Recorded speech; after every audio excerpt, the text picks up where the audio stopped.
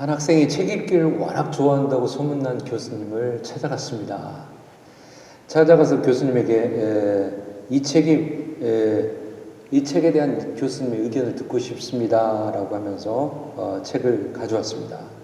그런데 이 학생은 교수님에게 이 책을 보여주고 교수님을 찾아간 이유는 책을 많이 읽는다라고 하는 그 교수님을 시험하기 위한, 테스트하기 위해서 간 거고, 또 자기가 책을 많이 읽는다는 것을 은근히 자랑하기 위해서 찾아간 것이었습니다.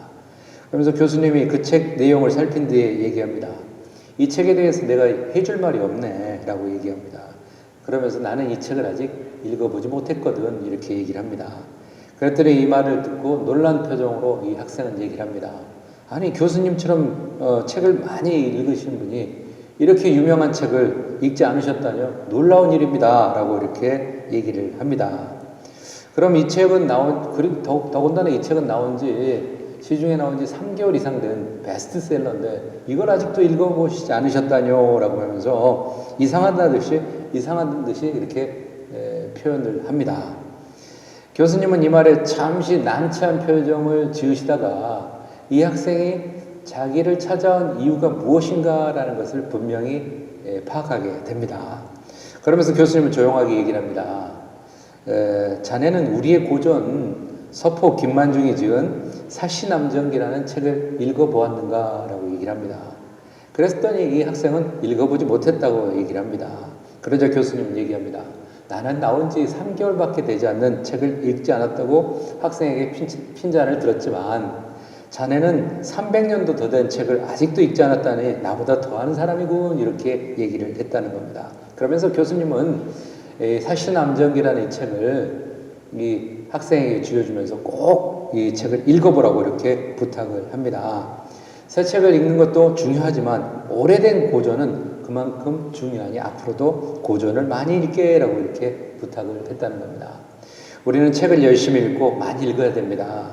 그러나 그것이 3개월 된 베스트셀러 위주로 일관된 것이라면 참된 독서라고 우리가 말하기 쉽지 않습니다.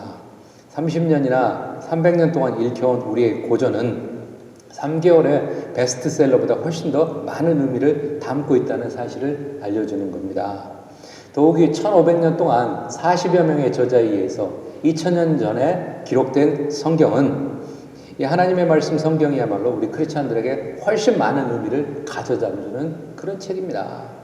그래서 사람을 바른 길로 인도하고 생명을 주는 고전 중의 고전이 바로 우리가 가지고 있는 하나님의 말씀인 성경임을 기억하시기 바랍니다. 그러므로 하나님의 말씀인 성경은 우리가 더욱 열심히 읽어야 될 줄로 믿습니다. 김혜원이라는 분이 사형수들의 수기를 모은 내 영혼을 받으소서라고 하는 책에 이런 내용을 기록하고 있습니다.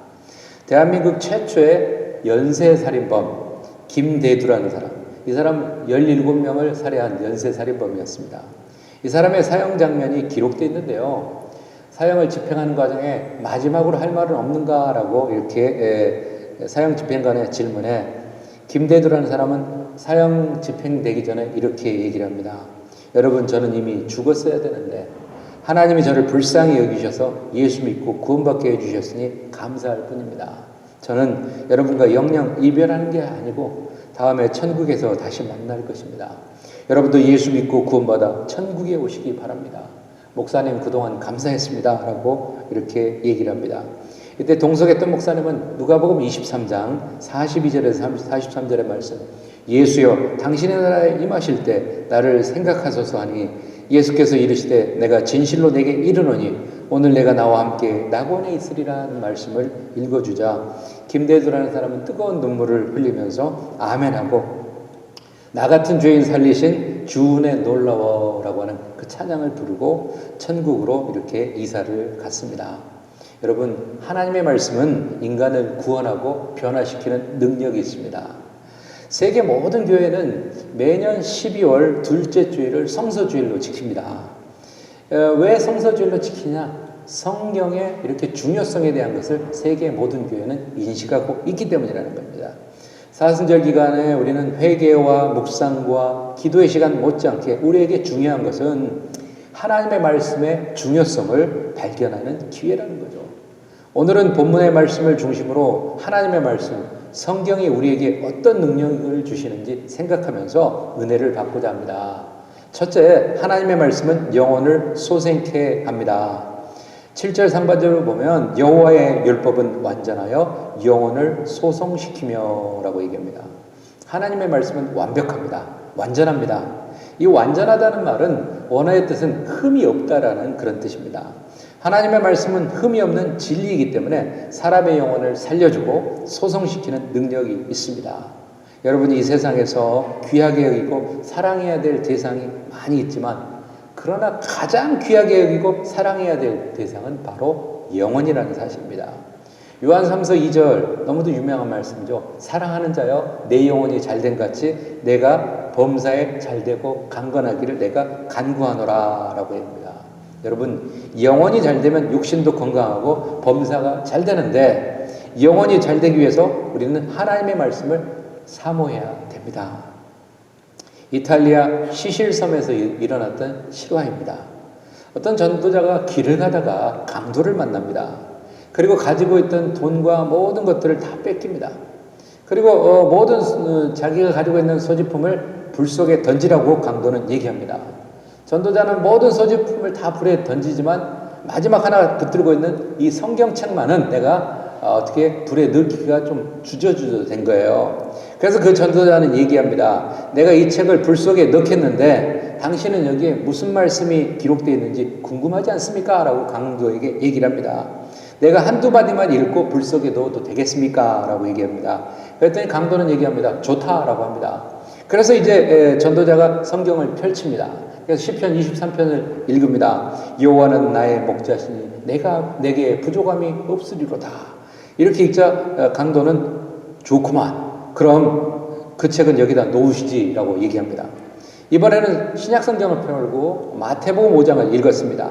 심령이 가난한 자는 복이 있나니 천국이 저희의 것이며 이렇게 또 산상수훈을 읽자 그것도 좋구만. 그러면서 여기에 놓으시지 하고 나면서 강도는 그 신구약 성경책을 싸가지고 날렵하게 사라집니다. 그리고 몇 년이 흘렀습니다. 몇 년이 흐른 어느 날 목사님 한 분이 이 전도자를 찾아왔습니다. 이 전도자를 찾아온 이 목사님은 얘기를 합니다. 나를 기억하시겠습니까? 전도자는 나는 기억하지 못합니다. 어떤 분이시죠? 라고 얘기합니다. 그러자 이 찾아온 목사님은 얘기합니다. 수년 전에 돈과 성경을 빼앗겼던 그 일을 기억하시나요? 얘기를 합니다. 예, 저는 그것을 기억합니다. 라고 얘기합니다. 그러자 이 목사님 얘기합니다. 죄송합니다. 말을 더듬습니다. 그러면서 내가 바로 그 강도입니다. 전도자님의 물건 속에 주소를 보고 찾아왔습니다. 나는 그 책을 읽고 회개하고 죄를 깨닫고 회개했습니다. 그리고 나서 저는 신학을 공부하고 지금은 목사가 됐습니다. 전도자님, 성경은 생명력이 있고 또 강도를 목사로 변화시키는 위대한 능력이 있는 것입니다. 라고 하면서 얘기를 합니다. 저를 용서해 주세요. 라고 진정한 회개를 했다고 합니다. 링컨의 어머니는 링컨에게 이런 말을 했다고 합니다. 너는 100에이커의 땅을 소유하는 것보다 한 권의 성경책을 갖는 사람이 되라 라고 얘기했습니다. 성경에는 인생을 날카롭게 각성시키는 힘이 있습니다. 성경은 인간에게 영감을 주고 영혼을 꿰뚫는 힘이 있습니다. 그러나 요즘 성경을 가지고 다니며 읽는 사람이 별로 없습니다. 예배를 드리러 직접 현장에 가지고 오지도 않고 현장 예배에 참여하지도 않고 오히려 온라인 예배로 대체하는 사람들이 많은 시대입니다. 그러나 우리는 기독교인으로서 본질에 집중해야 됩니다. 즉 어느 시대든 영원토록 변하지 않는 하나님의 말씀을 우리 마음 중심에 두어야 된다는 거죠. 예수 그리스도를 늘 묵상하고 삶으로 예배를 드려야 됩니다. 스마트폰이 주는 즐거움과 편리함에 도취되지 말고 불편하지만 깊은 묵상의 길로 묵묵히 나가면서 신앙의 본질을 붙드시는 여러분들 되시길 바랍니다. 본문 9절에 보겠습니다. 여호와를 경외하는 도는 정결하여 영원까지 이르고 여호와의 법도 진실하여 다 의로우니. 여러분, 하나님의 말씀이 영혼을 살려주고 영원한 천국까지 이르게 해준다는 사실을 믿으시기 바랍니다. 둘째로 하나님의 말씀은 우둔한 자에게 지혜를 주십니다. 7절 하반절을 보겠습니다.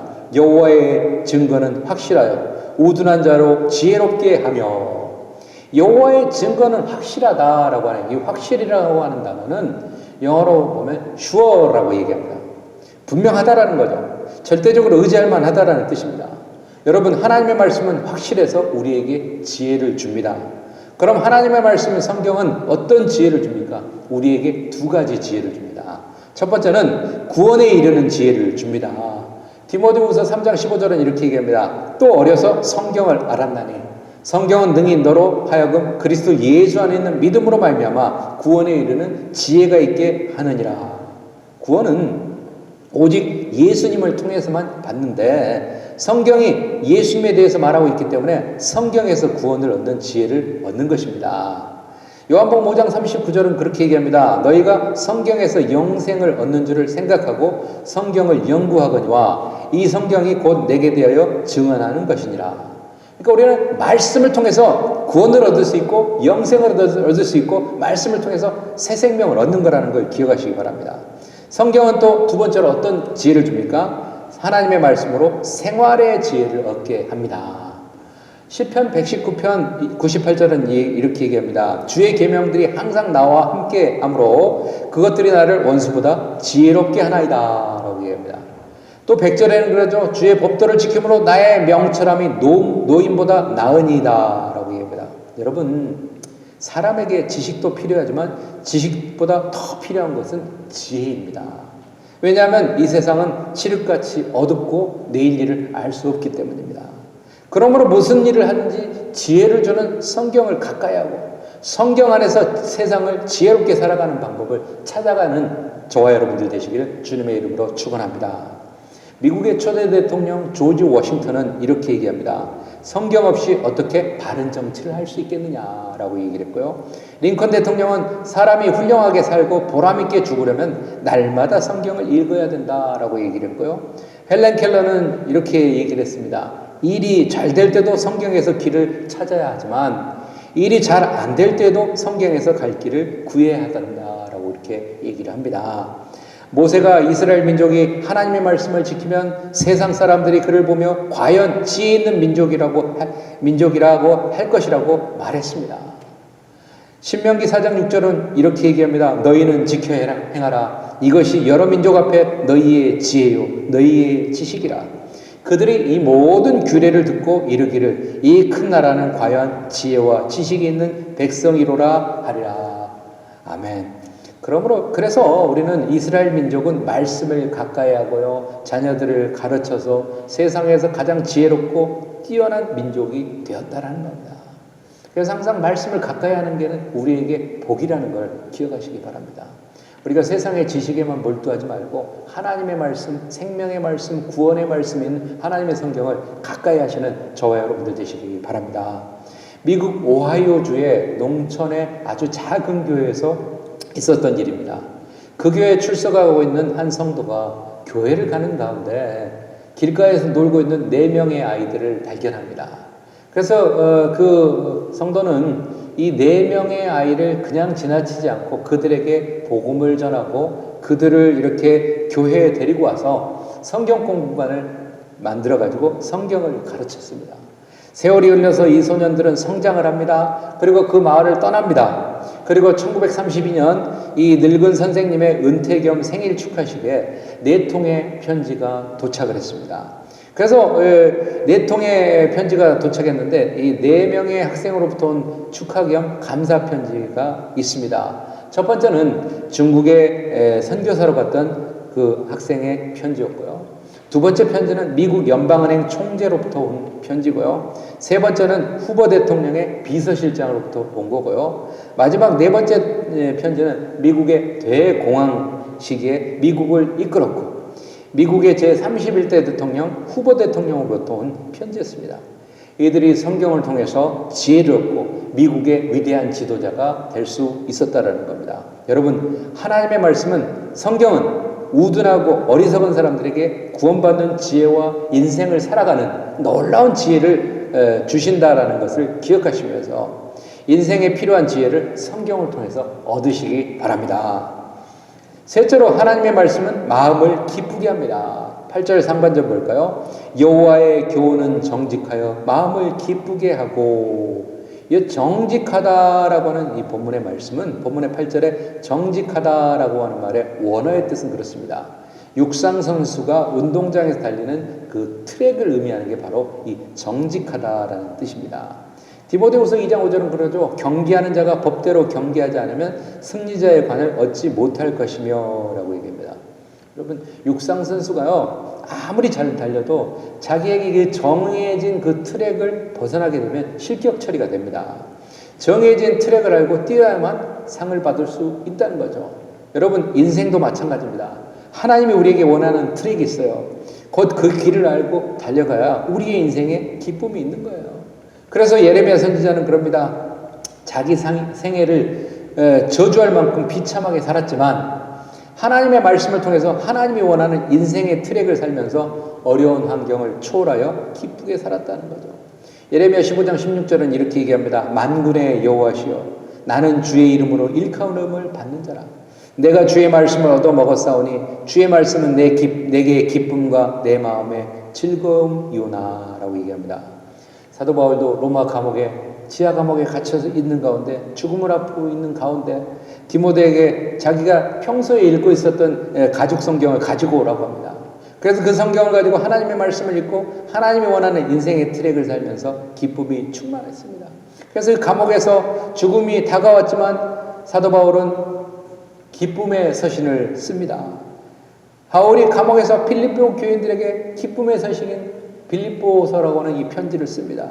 주 안에서 기뻐하라. 다시 말하노니 기뻐하라 라고 하면서 16번이나 기쁨에 대해서 얘기를 합니다. 사도 바울의 상황은 기뻐할 수 없는 그런 상황이에요. 지하 감옥에 어두운 감옥에 갇혀 있었고 정말 어느 누구에게도 소망을 가질 수 없는 그런 상황이었지만 그는 주 안에서 기뻐하라 라고 감옥 밖에 있는 빌립보 교회 성도들에게 기쁨에 대해서 부탁하고 있는 것을 보게 됩니다. 여러분, 참된 기쁨은 돈이 많고 사회적으로 성공하는 것에서 오는 것은 아닙니다.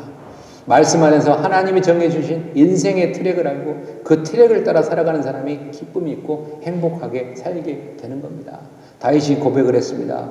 주께서 생명의 길을 내게 보이시리니 주의 앞에는 충만한 기쁨이 있고 주의 오른쪽에는 영원한 즐거움이 있나이다 라고 얘기했습니다. 성도는 그리스도의 몸인 교회의 지체입니다. 모든 사람들이 다 눈이나 손이 될 수 없습니다. 지체에게 가장 중요한 것은 크기나 모양이 아니라 자기 자리를 알고 자기의 기능을 다 하는 거예요.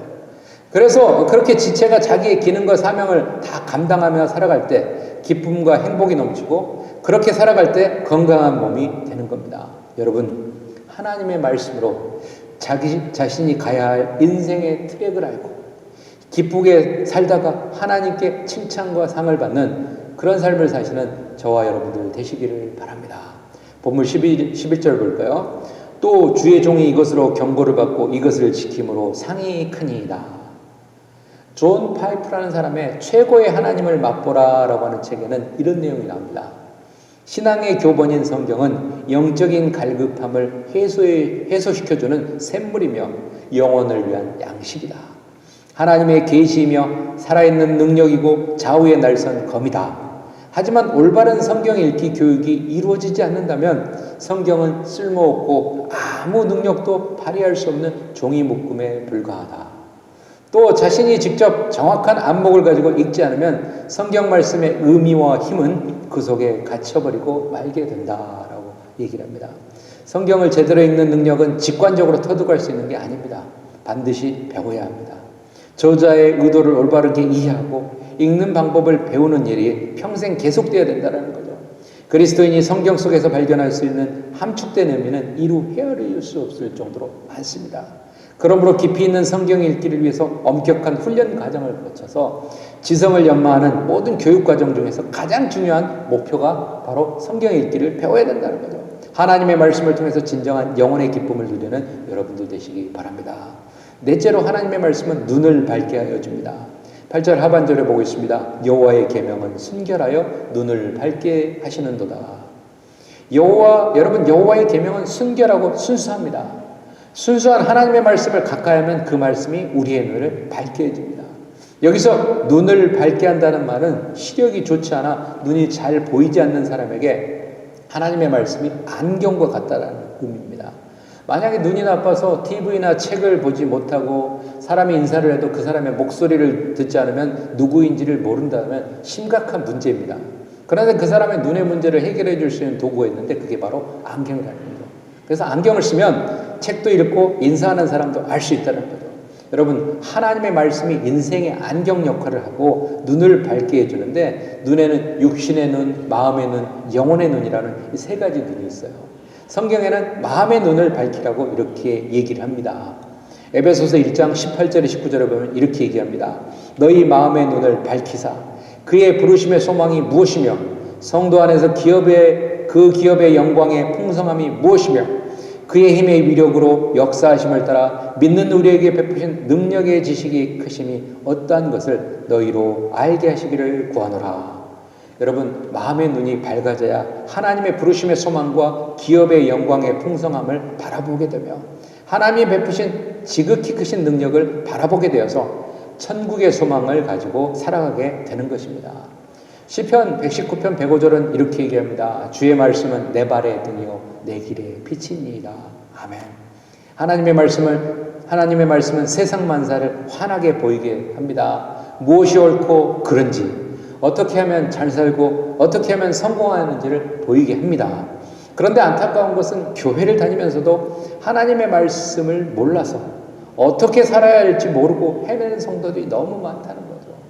여러분, 하나님의 말씀은 인생의 사용 설명서입니다. 우리가 어떤 상품을 살 때 그 상품에 대한 사용 설명서가 분명히 들어있습니다.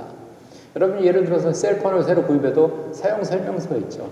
그 셀폰만의 특별한 그 기능에 대한 게 사용 설명서에 다 기록되어 있습니다. 그런데 그 사용 설명서를 무시하고 우리가 사용하다 보면 거기에 있는 기능을 제대로 다 사용할 수 없고요. 또 잘못 사용해서 그게 이렇게 망가뜨려지는 그런 경우도 생길 수 있다는 거예요. 여러분, 우리도 마찬가지입니다. 우리의 인생의 사용 설명서인 하나님의 말씀을 읽으면서 살면 성공적인 인생을 살게 되는 것이라는 걸 기억하시기 바랍니다. 본문 10절 볼까요? 금 곧 많은 승금보다 더 사모할 것이며 꿀과 송이꿀보다 더 달도다. 본문 10절에는 하나님의 말씀의 가치를 설명하고 있습니다. 현대적으로 표현하면 골드바나 돈을 버는 것보다 하나님의 말씀을 더 많이 사모하고 원해야 된다는 말씀입니다. 그 이유는 하나님의 말씀 속에 참된 성공과 풍성함이 있기 때문이라는 거죠. 시편 119편 165절은 그렇게 얘기합니다. 주의 법을 사랑하는 자에게는 큰 평안이 있으니 그들에게는 장애물이 없으리이다. 여러분, 인생의 장애물 많이 만나잖아요. 우리가 정말 하나님 말씀을 사모하고 그 안에서 평안함을 얻고 그 장애물이 없는 그런 축복을 누리시기를 바랍니다. 우리가 너무도 잘 알고 있는 시편 1편 1절 2절은 복 있는 사람은 악인들의 꾀를 따르지 아니하며 죄인들의 길에 서지 아니하며 오만한 자들의 자리에 앉지 아니하며 오직 여호와의 율법을 즐거워하여 그 율법을 주야로 묵상하는 자다라고 얘기합니다. 복 있는 사람은 여호와의 율법을 즐거워하고 그 말씀을, 그 율법을 주야로 묵상하는 자라는 것을 기억하시기 바랍니다. 우리가 알고 있는 이스라엘이라는 나라는 우리 조국 대한민국으로 보면 한국의 강원도 정도의 크기라고 합니다. 하지만 하나님의 말씀을 지금까지 가까이 했고 잘 지키려고 노력했기 때문인지 이스라엘은 작은 나라이지만 아직도 견고합니다.